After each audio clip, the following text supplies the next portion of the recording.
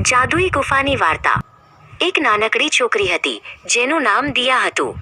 દિયાને દુનિયાની બધી વસ્તુઓ વિશે જાણવાની ખૂબ જ ઉત્સુકતા હતી। તે હંમેશા નવી જગ્યાઓ શોધતી હતી। દિયાના ગામ પાસે એક ઊંચો પહાડ હતો।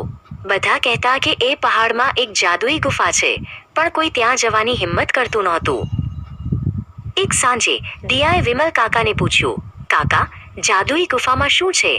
વિમલ કાકાએ હસીને કહ્યું, એ ગુફામાં કંઈ છુપાયેલું નથી, પણ તે તમને કંઈક બતાવે છે। બીજા જ દિવસે દિયાએ ગુફા શોધવાનું નક્કી કર્યું। તેણે પોતાની નાનકડી બેગમાં પાણી અને રોટલી મૂકી અને પહાડ તરફ ચાલવાનું શરૂ કર્યું। ચાલતા ચાલતા તે પહાડની તળેટીમાં પહોંચી। ત્યાં એક મોટો ગોળ પથ્થર હતો, જેની પાછળ ગુફાનો અંધારિયો પ્રવેશદ્વાર દેખાતો હતો। દિયાએ હિંમત કરી અને ધીમે ધીમે ગુફામાં પ્રવેશી। અંદર બધે ઠંડક હતી અને માત્ર દિયાના પગરવનો જ અવાજ આવતો હતો। ગુફાના અંતે એક નાનો ચમકતો પથ્થર હતો।